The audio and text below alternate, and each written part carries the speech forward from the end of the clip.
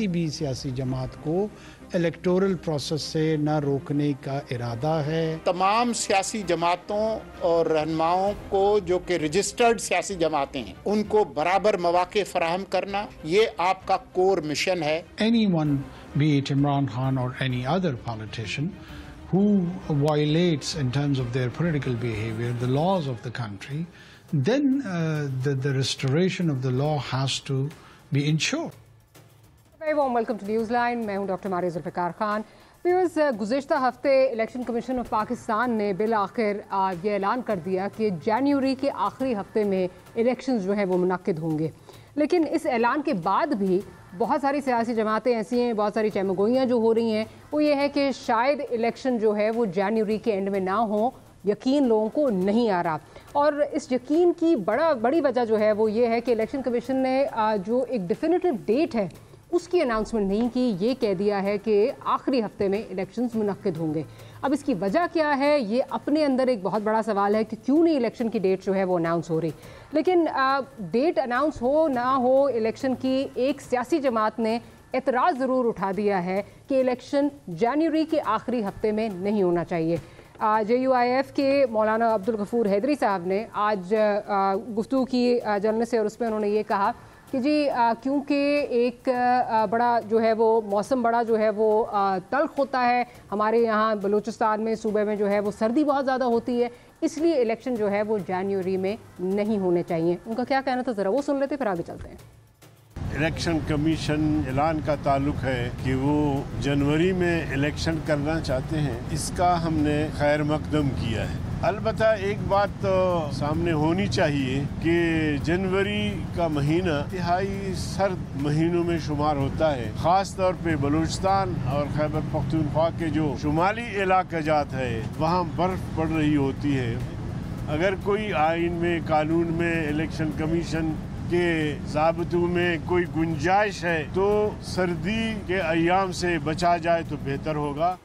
एक तरफ ये बातें चल रही हैं तो दूसरी जानिब जो है वो पूरे हफ्ते जो है वो डिस्कशंस होती रहीं, टॉक शोज़ होते रहे, तज्ज़िये होते रहे कि नवाज शरीफ साहब की जो वापसी की डेट है उस हवाले से जो अनाउंसमेंट भी आ गई है। शहबाज शरीफ साहब ने 21 अक्टूबर की अनाउंसमेंट कर दी है कि नवाज शरीफ 21 अक्टूबर को वतन वापस आएंगे, और बाकायदा तैयारियां भी इस जुमरे में जो है यहाँ पर शुरू हो गई हैं। लेकिन वापस आने से कुछ ही देर पहले मतलब तकरीबन एक महीना आप कह लें, जो अनाउंसमेंट हुई है उससे एक महीना पहले लगभग जो है नवाज शरीफ का अंदाज़ जो है, तर्ज सियासत एकदम से उसमें फिर से एक तब्दीली जो है वो नज़र आ रही है। एक बार फिर उन्होंने जारहाना रवैया जो है वो अपना लिया है, जिसकी वजह से बहुत सारे सवालात भी उठ रहे हैं कि क्या वजह है कि 16 माह खामोश रहने के बाद, 16 माह हुकूमत में शामिल होने के बाद अब नवाज शरीफ को एहतसाब की बातें जो हैं वो याद आ रही हैं, 4 अशखास याद आ रहे हैं कि एहतसाब होना चाहिए। क्या वाकई ही ये उनकी पॉलिटिकल ईथॉस का हिस्सा है, या फिर ये इलेक्शन गिमिक्री है, या फिर जो नैब अमेंडमेंट्स हैं जो सुप्रीम कोर्ट से स्ट्राइक डाउन हुई हैं उसके बाद ये जानबूझकर ये रवैया अपनाया जा रहा है ताकि अपने लिए कोई स्पेस जो है वो क्रिएट की जा सके। हो क्या रहा है इस पर बात करेंगे। इस वक्त आगे की सियासत का मंजरनामा क्या नज़र आता है, अपने प्रोग्राम के प्लेटफॉर्म से जो है वो अपने पैनल से पूछेंगे। नुसरत जावेद साहब हमें ज्वाइन कर रहे हैं, बहुत बहुत शुक्रिया नुसरत साहब, always a pleasure to have you with us. Nazir Lagari साहब हमें ज्वाइन कर रहे हैं, और साथ ही साथ सना बुच्चा साहिबा भी हमारे साथ मौजूद हैं। तो आप तीनों का बहुत शुक्रिया कि आपने प्रोग्राम के लिए वक्त निकाला। मैं ज़रा नुसरत साहब आपसे अगर शुरू करूँ तो पहले तो मुझे ये बताइए कि जो इस वक्त इलेक्शन की हवाले से गफूर हैदरी साहब ने जो बात की है, आपको क्या उसमें वज़न लगता है, या फिर आपको लगता है कि ऐसे ना हो, क्योंकि मुझे जो मेरी जो अंडरस्टैंडिंग है कि अगर जनवरी में सर्दी है, उसके बाद फरवरी जनवरी गुजर गया, उसके बाद कुछ देर बाद जो है वो रोज़े आ जाएंगे, फिर आगे जो है वो ईद आ जाएगी, तो ये ना हो कि इलेक्शन आगे से आगे निकल जाए। आपको इस बात में वजन लगता है, या आपको लगता है कि इससे चीज़ें ख़राब होंगी? ये बहुत ही मज़ाक़खेज़ बयान है जी। बात ये है, अगर आप रिकॉल कर रहे हैं तो 2008 में इलेक्शन जो है वो कौन सी महीने में फिक्स हुआ था? वो एक महीने इसलिए डिले हुआ कि 27 दिसंबर को बीबी की शहादत हो गई थी यहाँ रावलपिंडी में। बिल्कुल बिल्कुल। तो उस वक्त भी मेरा ख्याल है बलूचिस्तान में उतनी सर्दी पड़ा करती थी कि हर साल जनवरी में पड़ा करती थी। इसके अलावा यानी पाकिस्तान की तारीख में एडल्ट फ्रेंचाइज का सबसे पहला इलेक्शन जो है वो कब हुआ था? 7 दिसंबर को। तो दिसंबर और जनवरी तो तकरीबन एक जैसे ही महीने होते हैं। मेरा अपना ये ख्याल है कि गफूर हैदरी साहब इसलिए ये कर रहे हैं मुतालबा कि पीटीएम की दीगर जमातों की तरह उन्होंने जो 16 महीने की हुकूमत एंजॉय की है, उसके बाद उसके दौरान महंगाई की वजह से इनका वोट बैंक जिस तरह गारत हुआ है, तो ये इलेक्शन से घबराए हुए हैं। तो चाह रहे हैं कि ज़्यादा देर में हो ताकि ये कुछ अपना खोया हुआ वक़ार और वोट बैंक बहाल कर सकें। इसके अलावा वरना अदरवाइज तो ये कभी सर्दी होती है और फना होता है, ये कोई आर्गुमेंट नहीं। ये कोई रीज़न नहीं है। नज़ीर अगारी साहब, क्या आप नुसरत साहब की बात से मुत्तफ़िक हैं कि जो कुछ विंडिकेशन थोड़ी सी जो है वो चाह रहे हैं JUIFA, बिकॉज पॉलिटिकल कैपिटल उनका भी जो है लूज़ हुआ है, दिखाने को कुछ नहीं है, शायद कुछ विंडिकेट अपने आप को कर सकें, या आपको इस बात में जो है वो वजन नज़र आ रहा है कि सर्दी बहुत होती है और नहीं होने चाहिए इलेक्शन सर्दी में? ग्लोबल वार्मिंग बढ़ी है या कम हुई है? हालात जो है मौसम के पहले से ज़्यादा गर्म हुए हैं या सर्द हो गए हैं?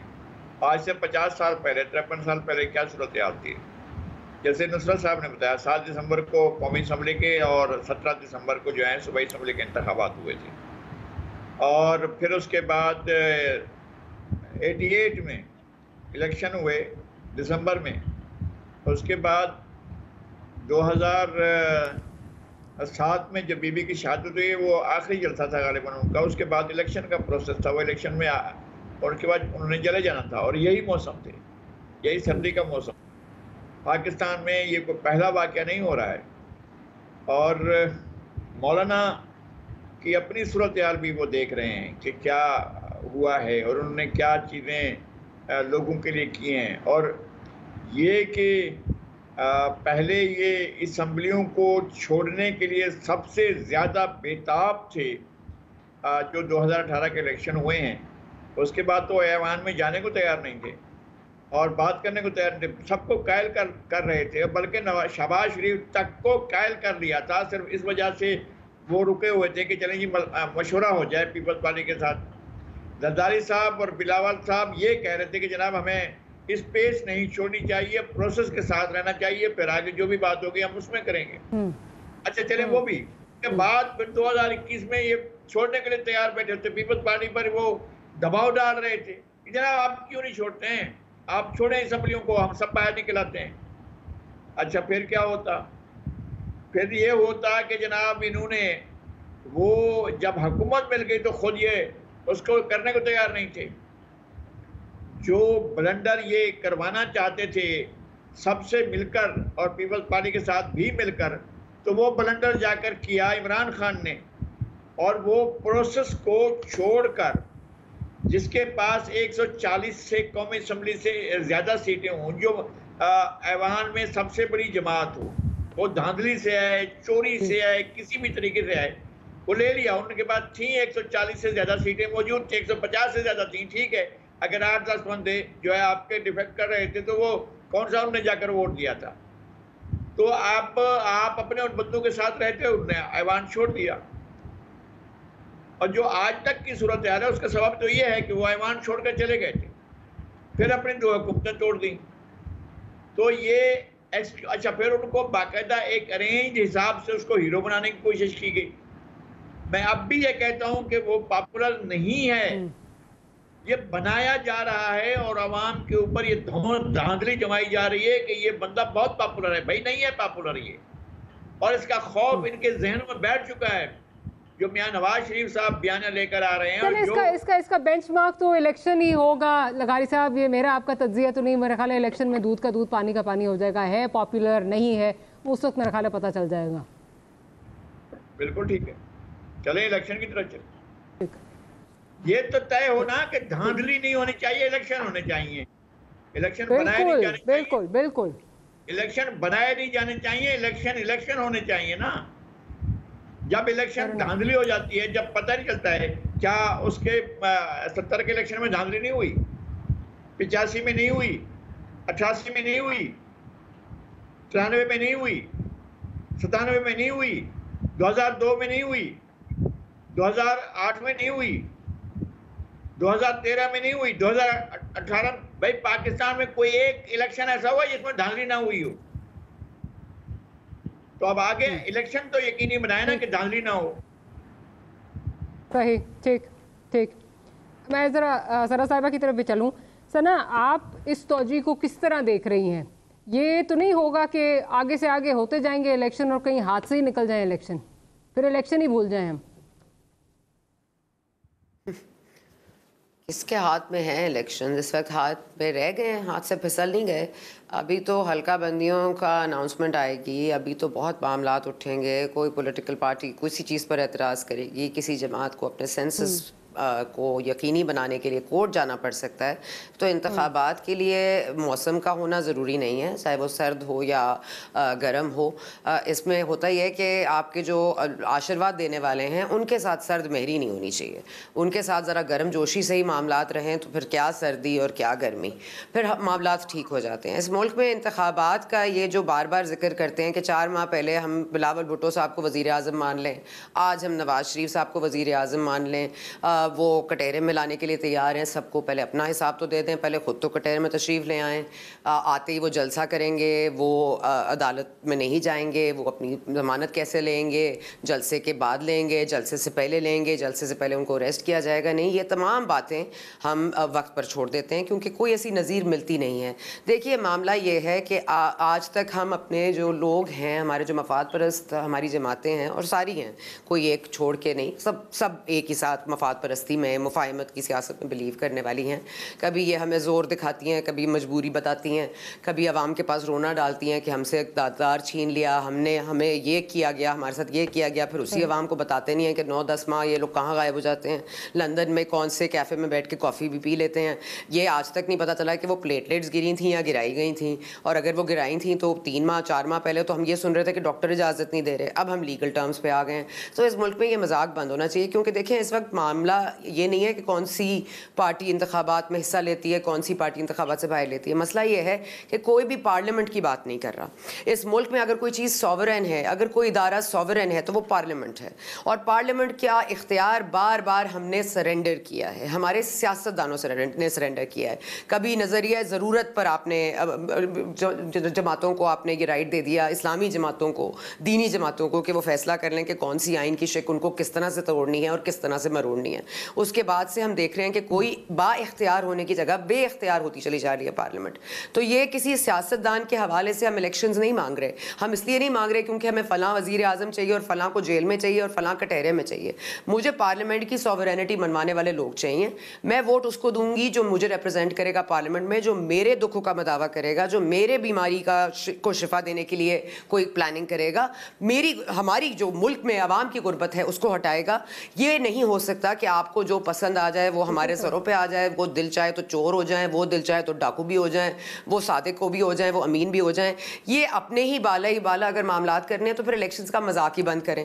और इस मुल्क में अगर इलेक्शंस होने हैं तो प्लीज़ माजरत के साथ, ये किसी सियासी जमात के मफाद में नहीं होगा, ये पार्लियामेंट का मफाद अगर किसी को अजीज़ है तो वो ज़रूर आगे बढ़े। और अगर पार्लियामेंट को ही बेतौकीर करना है आपने आकर, तो मेहरबानी करके इलेक्शन में हिस्सा ना ही लें। अच्छा नुस्रत साहब, ये तो बात हो गई कि मौसम की जो बात थी उस पर तो आप तीनों का एक ही जैसा मौक़िफ़ है।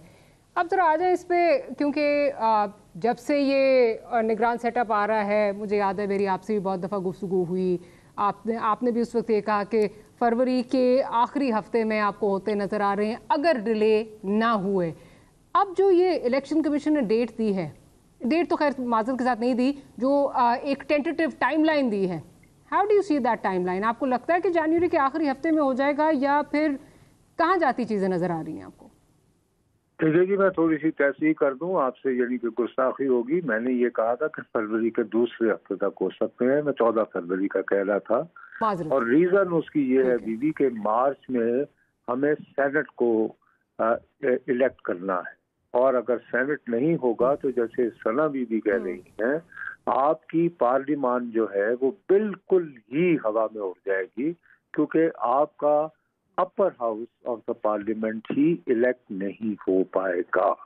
तो जहाँ तक आपका ये जो है ये जनवरी की तारीख वाला, तो मेरी दानिश में जी चीफ इलेक्शन कमिश्नर साहब और उनके जो हमनवा हैं जी, ये भी आजकल आपको पता है माहौल जो कि काफी सियासी हुआ है, तो वो एक जमाने में नारा लगता था ना, जालिमों काजी आ रहा है, तो इन्हें ख्याल आया कि काजी साहब आ रहे हैं चीफ जस्टिस, और कोई अगर पिटिशन लेके चला गया 90 रोजों के बाद की बुनियाद पर, तो यार उसको प्रिवेंट कर दो और कमिट कर दो कि साहब कम वट में जनवरी के आखिरी हफ्ते में इलेक्शन हो जाएगा। तो मैं इसको इस तरह की चलाती और प्रिवेंटिव मूव देखता हूँ। अल्लाह करे कि ये उसको जो है पूरा कर भी पाए, लेकिन अगर आपने इस मुल्क में कोई ना कोई जमहूरियत का लबादा ओढ़े रखना है, ये यानी कि लोगों को ये झांसा देना है कि हमारे मुल्क में एक आईन होता है और एक पार्लियामान होती है, तो फिर आपको हर सूरत में मार्च से पहले इलेक्शन करवाना होंगे ताकि सेनेट भी मुंतखब हो सके नई आने वाली कौमी असम्बली और सूबाई असम्बलियों के जरिए। मेरी दानिश में जनवरी की तारीख गालिबन उन्होंने जालिमों काजी आ रहा है कि डर से भी, इससे ज्यादा कोई इसकी वक़्त नहीं। अच्छा लगारी साहब, नुसरत साहब किसी बात को आगे बढ़ाऊंगी। बिल्कुल मार्च में सेनेट से पहले जो है ये होने चाहिए, और अगर वाकई ही आइन को फॉलो करना है, इनके डिक्टेट्स को फॉलो करना है, तो ये तो ज़रूर होने चाहिए। बट बड़ी इंटरेस्टिंग तौजीहात हमारे जो हैं वो सियासतदान भी देते हैं अक्रॉस द डिवाइड। आपने शायद सुना होगा परवेज़ खटक साहब को, अब तो अपनी पार्टी उन्होंने बना ली है, उन्होंने कहा जी आइन इस पर साइलेंट है, आइन इस पर साइलेंट है, अगर नहीं होते इलेक्शन, अगर ये नहीं हम करा सकते, सेनेट का नहीं इलेक्शन होता तो सो व्हाट, इस पे आइन साइलेंट है। इसी तरह की कुछ बात शायद काका नवाज साहब ने भी मेरे प्रोग्राम में की।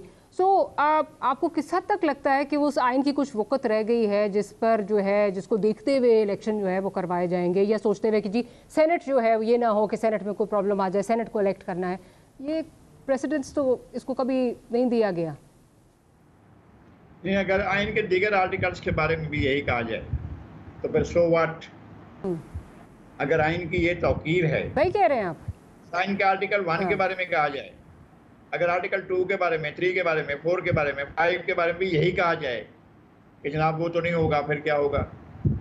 तो आइन ने ये कहा है ना कि 90 दिन के अंदर, वो कह रहे हैं इसके बाद आइन खामोश है। तो आइन के इसके बाद हर बात जिसमें जहाँ आइन खामोश है वहाँ एक शिक खड़ी हुई है। हर आर्टिकल जहाँ पर आप आइन को सबवर्ट कर रहे हैं, जहाँ आइन को आप एब्रोगेट कर रहे हैं, जहाँ आप आइन को अबाइंस में रख रहे हैं, जहाँ आप आइन पर अमल दरामद नहीं कर रहे हैं, आइन को तोड़ने की कोशिश कर रहे हैं, तोड़ने में हाथ बटा रहे हैं, ताउन कर रहे हैं, साथ मिल रहे हैं, तो एक आर्टिकल खड़ा हुआ है, वो उसका नाम है आर्टिकल 6, वो आ जाएगा और उसके पास ये सलाहियत है, आइन के अंदर ये कुव्वत मौजूद है कि वो अपना दिफा करे। इस तरह की तौजीहात। लेकिन लगारी साहब मैं आपसे हमेशा सीखती हूँ, पंजाब और केपी में वो कहाँ खड़ा है, वो आर्टिकल 6 कहाँ है? फिर पंजाब केपी में तो नहीं हुए 90 दिन में, वहाँ पे भी इलेक्शन होंगे। आपका क्या ख्याल है कि लिख दिया गया है कि आइन को इसी तरह से मुर्दा हालत में रखा जाएगा? क्या ये बिल्कुल नहीं, मेरा बिल्कुल नहीं है ख्याल। मैं सिर्फ ये कह रही हूँ कि आइन को अपनी मर्जी से तोड़ा मड़ोड़ा जाता है। तो ये तो पूरे आइन के साथ मजाक हो रहा है। जब से आइन बना है, जब आइन में ये कहा गया था कि 10 साल में हम ये कॉन्करेंट लिस्ट जो है इसको डिसॉल्व कर देंगे और सारे सब्जेक्ट सूबों में चले जाएंगे, उस वक्त तो नहीं हुए। तो जब वक्त आया तो हो गए, और सियासी अमल के जरिए हुए। कोई इनकलाबी अमल नहीं हुआ, कोई ताकत के इस्तेमाल नहीं हुआ, कोई झगड़ा नहीं हुआ। 45 से ज्यादा सब्जेक्ट वफाक से सूबों की तरफ चले गए हैं, वहाँ वफाक जा ही नहीं सकता, हालांकि जा रहा है और गैर आईनी काम कर रहा है। इस पर भी बात होगी। जब आइन बेदार होगा, जब आर्टिकल 6 बेदार होगा तो अपना काम करेगा ना। वो तो फिर पूछेगा कि भाई तूने मेरे अंदर तरमीम का अख्तियार कैसे दे दिया था? आम आदमी को जिसने टोपी पहनी हुई थी उसको कैसे कहा था कि यार आप आइन में तरमीम करते फिरो? कैसे आपने कहा था जनरल जिया को कि आइन में तरमीम करो? कैसे कहा था आपने जो जनरल परवेज मुशर्रफ को कि आइन में तरमीम करो? ये जाकर उनसे पूछेगा। मैं मर जाऊंगा, मुझसे कब्र में जाकर पूछेगा, कोई और मर जाएगा उसे कब्र में जाकर पूछेगा। अगर जब वक्त आया तो ये भी होगा और ऐसा माहौल बना तो भी होगा। लेकिन वो वक्त कब आएगा? मैं जरा सना से उनका पॉइंट ऑफ व्यू ले लूं। वो वक्त पता नहीं सना, मेरे आपके लाइफ टाइम में आएगा। वो वक्त कब आएगा जो नज़ीर लकारी साहब जिसकी बात कर रहे हैं? हम भी देखेंगे। देखिए, उस वक्त को लाने के लिए और उस वक्त का इंतज़ार करने के लिए ज़रूरी है कि उस वक्त का सही इस्तेमाल भी हो। और ये जो वक्त गुजरता जा रहा है, इसमें सिर्फ मामला जो है मज़ीद पेचीदा हो गए हैं। जहाँ आइन खामोश है, वहाँ पार्लियामेंटेरियन को, वहाँ सेनेटर को बोलना है, वहाँ पे चीफ जस्टिस ऑफ पाकिस्तान को नहीं बोलना है। जहाँ पर खामोशी इख्तियार की गई है, वो अंडरस्टैंडिंग पे छोड़ दिया गया है ऑफ पार्लियामेंटेरियंस। और ये खुद ही खामोश रहेंगे तो इसी तरह से आइन भी खामोश होगा, आइन की बाज़गश्त भी नहीं आएगी, सुनाई भी नहीं होगा, उसको भी मफलूज कर देंगे, खुद को अपने पावर्स को सबवर्ट कर देंगे। देखिए, इस वक्त आप ये अभी प्रोग्राम से पहले अगर आप देख रहे होंगे तो जस्टिस सरदार तारिक मसूद साहब ने आज बड़ा डांटा है उमर अता बंदयाल से, और उनको ख़त लिखा है, ख़त अरसाल कर दिया है कि आपने मुझे फ़ोन करके फ़लाँ मिसेस के हवाले से कहा कि मेरी शिकायत मौसूल हुई है, तो आपने वो शिकायत मुझे क्यों फ़ोन कर पूछा कि आगे क्या करना है? आपने सुप्रीम जुडिशल काउंसिल में मामले को क्यों नहीं भेजा? और आपने मुझे बड़ा एक एम्बैरसिंग एक वक्त में गिरफ्तार कर लिया, और मुझे इस तरह से अच्छा नहीं लगा कि आपको मुझे फ़ोन नहीं करना चाहिए था। इतने अपराइट जजेस इस वक्त बैठे हैं, तो मुझे तो ये बहुत उम्मीद है कि जस्टिस काजी फायज़ ईसा जो चीफ जस्टिस ऑफ पाकिस्तान हैं, जो उन्होंने 3 टेन्योर्स गुजर गए, खोसा साहब का, गुलजार साहब का, उमर अता बंदयाल साहब का, वो फैज़ाबाद धरने का फैसला जो था उसके खिलाफ जो पिटिशंस थी उनकी किसी ने सुनवाई नहीं की तो आके जस्टिस काजी फायज़ ईसा ने की।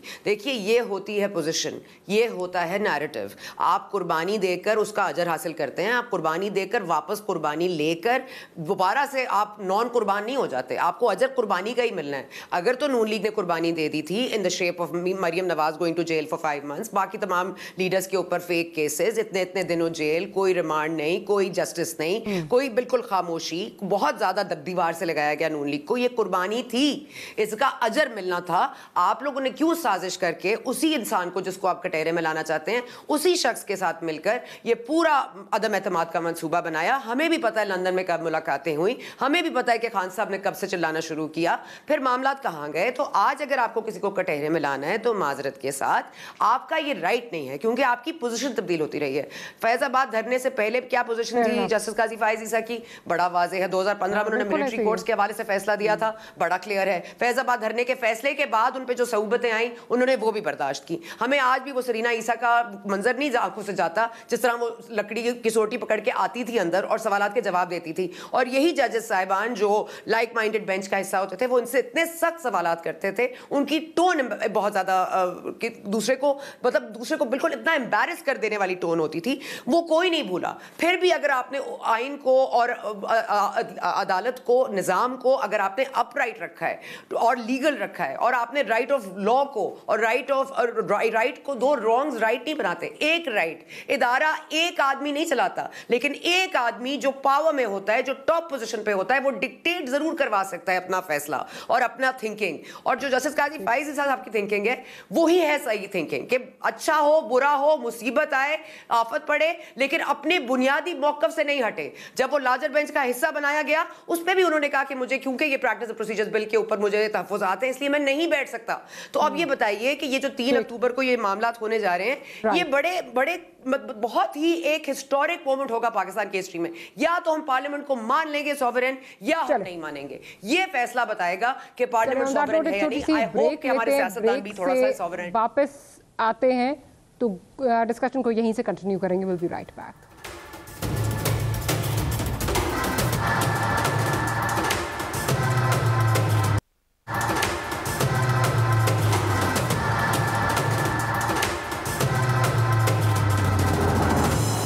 Welcome back after the break से पहले सना साहिबा बात कर रही थी नवाज शरीफ साहब के बयानिए की, उसमें किस तरह जो है वो चेंजेस आ रही हैं। नुसरा, अब आपकी तरफ आती हूँ। इस खबर का आगाज़ आपकी तरफ से ही हुआ था at the beginning of the week, कि आपकी तरफ से ही जो खबर आई थी उसके बाद चीज़ें शुरू हुई। ये आपसे जानना चाहूँगी, क्या आप समझते हैं कि जो नवाज शरीफ का बयानिया है, जो इसमें ये चेंजेस आई हैं, क्या वो एक्चुअली बिलीव करते हैं कि वाकई एहतसाब होना चाहिए? अचानक उनको 16 महीने बाद याद आया कि मैंने खामोशी तोड़नी है और ये एहतसाब होना चाहिए, या फिर ये इलेक्शन स्लोगनेयरिंग है एंड ट्राइंग टू कैप्चर जो लॉस्ट ग्राउंड है, जो उनको लगता है कि शायद बयानिया हमारा था लेकिन कैपिटलाइज इस पे जो है वो इमरान खान ने कर लिया है? या फिर एक और जो बात की जा रही है कि क्योंकि नैब के केसेस जो खुल गए हैं, उसमें इस वक्त जो टेम्परेचर है वो बढ़ाना चाहते हैं नवाज शरीफ साहब, ताकि अपने लिए मजीद स्पेस जो है वो गेन कर सकें। किस तरह देख रहे हैं आप इस जो ये बयानिए में शिफ्ट आ रहा है? मेरा अपना ये ख्याल है जी कि जो आपने जो यानी पॉइंट बी कहा है कि वो ये महसूस करते हैं कि एक ज़माने में उनका इजारा होता था जब वो वोट को इज्जत दो की दुहाई मचाया करते थे, तो वो इजारा उनका ख़त्म हो गया जब उन्होंने वोट को इज्जत दो से भाजपा को एक्सटेंशन 2 का सफ़र किया। तो उसके बाद अप्रैल 2022 से जो हालात आए हैं, उन्होंने वही आप वाली बात कर दी है कि इजारा उनके हाथ से छीन के किसी और के हवाले कर दिया है। तो अब वो he wants to get back into the game. अब दूसरी जो आपकी बात है, और सना बीबी पहले कह रही थी कि जी 16 महीने बाद याद आ जाता है, तो उस पर मुझे ख्याल आया है तो अजीब सी मिसाल, वो कहते हैं ना अंग्रेजी में कि बुरी शादियों में 7 ईयर रिच होती है, तो शायद इनको 16 महीने में कोई होती है, पहले जमहूरियत से मोहब्बत याद आ जाती है। लेकिन मेरा अपना ये ख्याल है कि अगर थोड़ा सा सीरियसली बात करें तो मेरा अपना ये ख्याल है, मैं दयानंदारी से समझता हूँ जी कि इनको वाक़अतन देखिए, अब वो अल्लाह उन्हें ज़िंदगी दे, तवील उम्री अख्तियार करे, मतलब कि हमें किसी के बारे में भी अच्छी बात ही सोचनी चाहिए। लेकिन देखिए, he is already at the wrong side of 70, यानी कि बिल्कुल आ चुके हैं ना मिड में तकरीबन। तो उन्हें ये हो रहा होगा फीलिंग कि सारी ज़िंदगी में मैं 3 मरतबा जो है मैं निकाला गया हूँ। एक मरतबा मेरी वजह से मार्शल लॉ भी लगा, 2 मरतबा मुझे यानी प्रेसिडेंट ने निकाला, 1 मरतबा नहीं सॉरी वो चीफ जस्टिस साहब ने भी निकाल दिया। तो यार अब मैं उम्र के आखिरी हिस्से में क्या लेगेसी लेकर जाऊंगा कि मैं बस लंदन में एक भगौड़े की तरह कोट अनकोट जो उनके मुखालिफ कहते हैं बैठा रहता हूँ। तो वो फिर 16 ईयर वाली वो यानी कि 16 मंथ इच आती होगी, ये सोचते हुए दिल में, हमारे पंजाबी में कहते हैं हौड़ा सा पड़ता है कि यार ये क्या होगा मेरे साथ, तो दिल उनका कर रहा होगा। लेकिन नो साहब आपसे अगेन मैं तो आपसे बहुत सीखती हूँ, आपकी चीज़ें आपसे हम बहुत ज़्यादा जो है वो सीखने को मिलता है। मुझे ये समझा दीजिए कि 16 मंथ्स के बाद ये मतलब बड़ा मतलब ये कन्वीनियंट नहीं है कि जिस वक्त आपको लगे कि अच्छा जी ठीक है 16 महीने चीज़ें मेरी फेवर में जा रही थी, तब तक बयानिया नहीं जागा, और एकदम से अचानक जो है वो बयानिया तब जाग जाता है जब आपको लगता है कि शायद इसकी ज़रूरत भी है, अब ये काम भी आएगा, मैं अपने वोटर सपोर्टर को ये भी दिखाऊं कि मैं किसी डील के नतीजे में नहीं गया था और ना ही वापस आ रहा हूँ। तो मतलब बड़ा कन्वीनियंट नहीं है बयानिया अपनाना इस तरह। देखिए, आप सीखने वीखने वाली बात ही नहीं, बूमर्स जो हैं उनको उनसे सीखने की जरूरत नहीं, बल्कि उनको सिखाते हैं आप जैसे नई नस्ल के लोग। और आपने खुद ही बता दिया कि उनको अब नए नैरेटिव की जरूरत है कि भाई इलेक्शन में जाना है तो क्या सौदा बेचूंगा, क्या चूरन बेचूंगा। और मैं फिर वो कह रहा हूँ, तो फिर ये सौदा और चूरन ही हुआ ना नुसरत साहब। तो मैं क्या अर्ज कर रहा हूँ जी, मैं सौदा और चूरन के अलावा सख्त करूंगा तो क्या करें। अगर फर्ज करें वो ना सही उनके भाई आ गए, बड़ी मुश्किलों से टीवी पे लौटा हूँ बीबी, तो आप क्यों चाहती हैं मैं मुश्किल में आऊँ? आपको मैं ये नहीं कि बुरा नहीं चाहती। हाँ, तो बड़ी मेहरबानी, आप मुझे बहुत अच्छे लगते हैं टेलीविजन पे, और मैं चाहती हूँ कि आपको हम देखते रहें। देखिए, जितना सौदा और चूरन मैं इसमें 2 ही लफ्ज इस्तेमाल कर सकता हूँ। और उनको जो है उनके भाई जो हैं उनसे कोई ये भी तो पूछे ना कि भैया आप 2 दिन कबल ही तो लंदन से लौटे थे, क्या खुदा न खास्ता सरहाने दिल रख आए थे कि सांस लेना मुश्किल हो रहा था तो आपको इमरजेंसी में वापस जाके दिल वापस डालना पड़ा जिस्म में? जाहिर है कि उनकी कहीं मुलाकात हुई है, तो वो कहते हैं कि जी मेरी मुलाकात में। अच्छा देखिए, स्टेट वे मुलाकात का जिक्र नहीं कर रहे हैं, कहते हैं मैं गुजरा नहीं गया। तो यार ठीक है, मतलब कि लाहौर की हदूद से तो बाहर निकले होंगे ना कहीं, और जिनसे मिले हैं वो जेहलम की हदूद से कहीं से निकले थे। अब मैं क्या बात करूं, बहरहाल लेकिन हम उनकी बात मान लेते हैं। चले बस इतनी ही बात काफी है, इतनी ही बात काफी है। मैं सिर्फ एक बात करना चाहता हूं बीवी कि अगर कोई इस तरह की हंगामी हालात ना होते तो आप मुझे कोई सेम शख्स बता दें, क्या वो ये बात मान सकता है कि 2 हफ्तों से आप लंदन में बैठे हुए सलाह मशवरे भाई से रोजाना कर रहे थे, और आप जब लाहौर वापस आए तो आप चले 1 हफ्ता गुजार लेते, तो हम कहते हैं कि यार आप लोगों से मिल मिला के तो फिर अगले दिन दोबारा भाई से मशवरा करने गए हैं। That's it. वो एक यानी पैगाम देने गए हैं कि बंदे का पुत्र बनना चाहते बनो, वरना we have independent power producers, I mean it's the काम पाकिस्तान पार्टी, IPP। सही। अच्छा राइट। लगारी साहब, आप इसको जो शिफ्ट है इसको किस तरह जो है वो देख रहे हैं? क्या ये बकौल नुसरत साहब के अल्फाज यूज़ करूँगी, ये सौदा और चूरन जो है ये इलेक्शन के लिए जो है वो सिर्फ बेचा जा रहा है, या वाकई ही नवाज शरीफ साहब के अंदर का जो है वो कोई इनकलाब आया है उनके अंदर, उन्होंने कहा जी मैं एक लेगेसी छोड़ के जाऊँगा और मैं इस पर जो है वो मैं कुछ बताना चाहता हूँ कि मैं मुख्तलिफ हूँ और मैं ना कोई डील मैंने की ना कोई डील करके वापस आ रहा हूँ? क्या आप किस तरह देख रहे हैं इसको?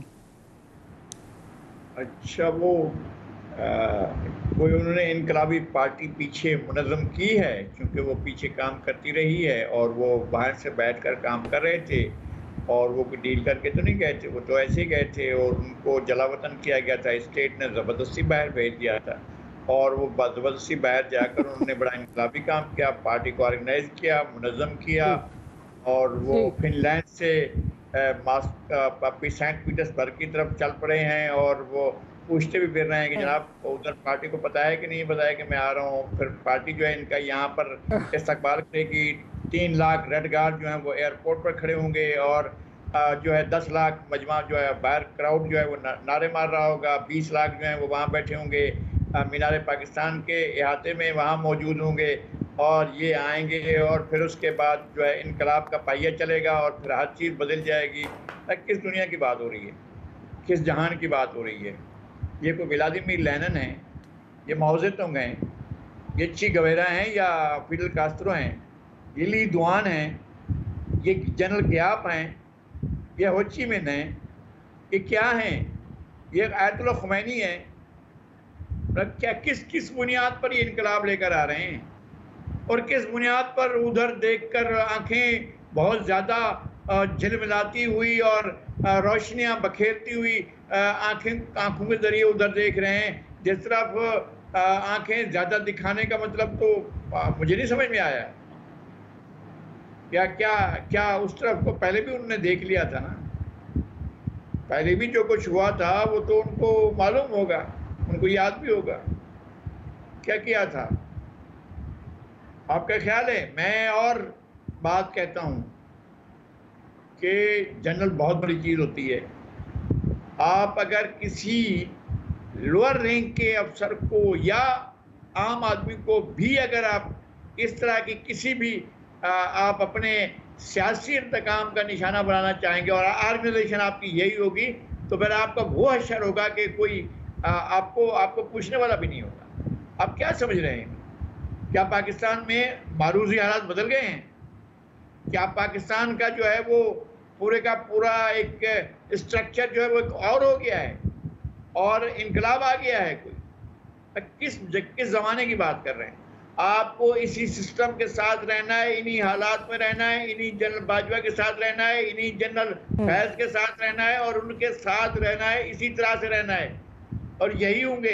तो बड़े खुशी रहे, 16 महीने बाद उनको याद आया कि ये भी करना है। तो वो तो कहते हैं कि मैं महबूब नज़र हूँ उनका, मैं मतलूब नज़र हूँ उनका, मुझसे तो इस्टेब्लिशमेंट का प्यार है, 3 साल से मैं उनका जो है लाडला हूँ, ये खुद कह रहे हैं। वो जो लाडला था वो तो नहीं कह रहा है। आप शहबाज शरीफ साहब की गालिबन बात कर रहे हैं, हम नवाज शरीफ साहब के अंदर जो इनकलाब जाग रहा है 16 महीने बाद, हम उसकी बात कर रहे थे। दोनों एक हैं, एक सिक्के का एक रुख है, दूसरा रुख है, इसमें कौन सी बात है? एक ही शख्स का नाम है और शहबाज और नवाज जो है ये रुख हैं, एक रुख दूसरा, एक रुख दूसरा है, सिक्का एक ही है। ठीक। तो ये ऐसी हालात, मुझे लगारी साहब कथा कलामी की माफी, छोटी सी ब्रेक का कहा जा रहा है। ब्रेक के बाद सना साहिबा के पास भी इसी मौजू पर जो है वो सवाल लेकर जाएंगे। Will be right back.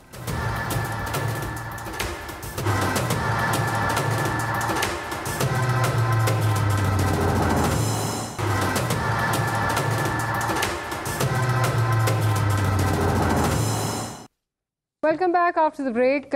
सना साहिबा आपकी तरफ जाऊंगी, गो के इसका जवाब आप जो है वो पहले ही अपनी बात में जो है वो कर चुकी हैं, बट इससे ही रिलेटेड ये पूछना चाहूँगी, जिस किस्म की जो बातें इस वक्त नवाज शरीफ साहब कर रहे हैं, एक तरफ एहतसाब की बातें कर रहे हैं जो कि अगेन जैसे मैं और आप और हम सब सवाल कर रहे हैं, 16 महीने बाद उनको ख्याल आ रहा है कि एहतसाब उन्होंने करना है, और मैंने इत्तेहादियों से भी पूछा इन 2-3 दिनों में कि क्या आपसे कभी कोई बात हुई कि इस तरह की कोई उनके अज़ाइम हैं या वो कोई ख्वाहिश रखते हैं, तो उन्होंने कहा जी हमसे तो कोई बात नहीं हुई।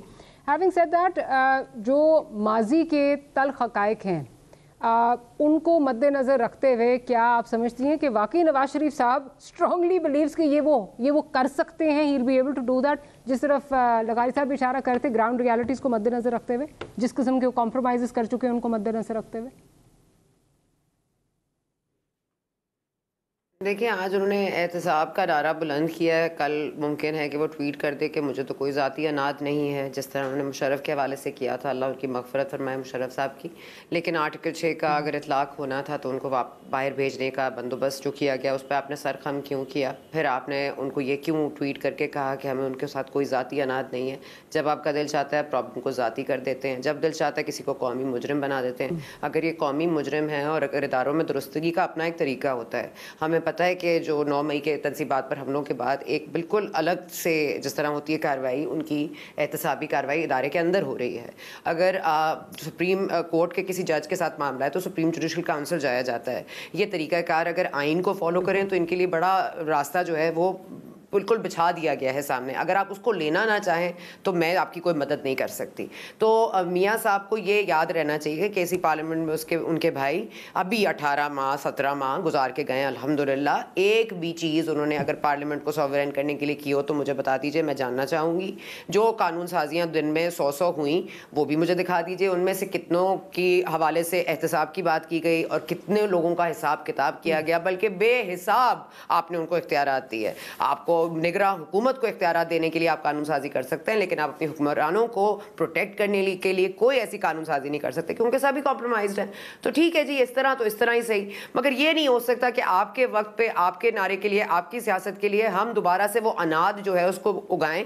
इस मुल्क में ना ये कभी हुआ है और ना ही कभी होगा। इसकी हमें नज़ीर नहीं मिलती कि कभी किसी फॉर्मर जनरल को ट्राई किया जाए। और नवाज शरीफ साहब का माशाल्लाह से इतना ट्रैक रिकॉर्ड हसीन है माशाल्लाह कि वो एक ही चीज़ पर, एक ही अमल पर एक ही रद्द अमल मिलता है, लेकिन माजरत के साथ वही अमल वो दोबारा रिपीट करते हैं कि शायद इस बार इफेक्ट अलग हो जाए। देखें जी, जिसका चीज़ का इफेक्ट जैसा हो रहा है, आपके एक्सपेरिमेंट बदलने से बार बार वही आपकी मर्जी का रिएक्शन नहीं आएगा। आपको पता है क्या रिएक्शन आएगा। 3 दफ़ा हुकूमत में रहने के बावजूद आपको पता है कि आपने कहाँ जाके मामलात को बिगाड़ पैदा किया। क्या वजह थी कि 2017 में मियाँ नवाज शरीफ को निकाला गया? क्या सजा थी कि परवेज रशीद साहब को फारिग किया गया? क्या वजह थी? उस वक्त आप क्यों नहीं डट के खड़े हुए? उस वक्त आपने क्यों नहीं कहा कि I am in charge and I will take control and मैं एहतसाब करूंगा? आपने तो जनरल जहांगीर करामत को भी घर भेज दिया, फिर आप लेकर आए मुशर्रफ साहब को। तो आपकी तो बंदा शनासी का तो बहुत ही बड़ा मसला है। इसलिए मियाँ साहब को ऐसी बातें करने से गुरेज करना चाहिए, और अगर वाकई वो एहतसाब करना चाहते हैं तो उसका जो तरीकाकार है वो आइन में वजह है, वो उसको अप्लाई करें। इस तरह सियासी बुनियादों पर बातें करना और या इंटरव्यू दे देना, वहाँ इंटरव्यू दे देना, माजरत के साथ उनकी ट्वीट भी हमें नहीं भूलती, जाती अनाद वाली और कौमी मुजरिम वाली आज बात करें तो मजाक ही लग रहा है माजरत के साथ। अच्छा नुसरत, अंग्रेजी का एक मुहावरा है, you can fool some of the people all the time and all the people some of the time, but you can not fool all of the people all of the time. मुझे कुछ लगा कि शायद यहाँ fit बैठता है। आप बिल्कुल दुरुस्त कह रही हैं, बल्कि इसमें ज़रा थोड़ा सा ऐड कर लें। देखिए जी, अब ये जो फैमिली है ये अपने आप को रॉयल फैमिली समझती है, और रॉयल फैमिली के साथ इशू ये होता है डॉक्टर साहबा कि उनमें एक सेंस ऑफ एंटाइटलमेंट आ जाती है। तो उनका ये ख्याल है कि ये किसी वक्त जो भी कह देंगे वो हो जाएगा। देखिए, ये पाकिस्तान से 4 बरस पहले गए थे, अब पाकिस्तान इन 4 बरसों में बदल गया है। मुझे तो देखिए कि अनसॉलिसिटेड एडवाइस देने का कोई शौक नहीं है, ख़ास तौर पर उन लोगों को जो कि पैदाइशी शाह हों या बादशाह हों। लेकिन मैं इंतहाई खुलूस से, अगर मुझे कोई इनका वाकई हमदर्द और खैर खा लंदन की टिकट लेकर मुझे वहां भेजे, तो मैं इनके कदमों में बैठ के इनसे फरियाद करूंगा, तोतिया मन मोतिया उस गली ना जा। वरना देखिए, एक बात बात बोलिए कि नहीं, मैं दयानतदारी से आपको कह रहा हूँ कि आप बिल्कुल इस वक्त लीगल पोजीशन ये है कि ये ताहयात इंतखाब में हिस्सा लेने के ना आए। टिकट मैं भेज देती हूँ, आप जाने वाली करें। लेकिन फिर मुलाकात कौन करवाएगा? मुलाकात के लिए भी कोई सिफारिशी चाहिए ना। आप अच्छी नहीं होगी इस तरह की गुफ्तगू करके। सर आप जाए, किसी की सिफारिश नहीं चाहिए। टेलीविजन पे आप बात, सर मैं ट्वीट कर दूंगी ना सर, मियां नवाज शरीफ आपको ट्वीट करें, आप कहें कि मैं आ रहा हूँ मुलाकात के लिए, कैसे नहीं मिलेंगे आपसे? तो मैं उनको, अच्छा फिर सना दीदी फिर ट्वीट में ये कहिएगा कि नुसरत जावेद बौखला गया है, बावला हुआ कह रहा है कि प्लीज ना आइएगा वरना कैसी नंबर आपको 5 होंगे। नहीं वही एक सेंस की बात कर रहा है। 5 होंगे कुछ दिनों को, और दोनों बैठ के फिर सोच रहे होंगे कि अंदर। चले नुसरत साहब, on that very interesting note, सोने मनमोने उस गली ना जाइए, इस पर जो है वो प्रोग्राम मुझे क्लोज करना है। Let's hope that sanity prevails. Let's see कि क्या होने जा रहा है। नुसरत बहुत शुक्रिया आपका, लगारी साहब आपका बहुत शुक्रिया, सरा साहब आपका बहुत शुक्रिया कि प्रोग्राम के लिए आपने वक्त निकाला। We'll see you next week. Good night and Allah Hafiz.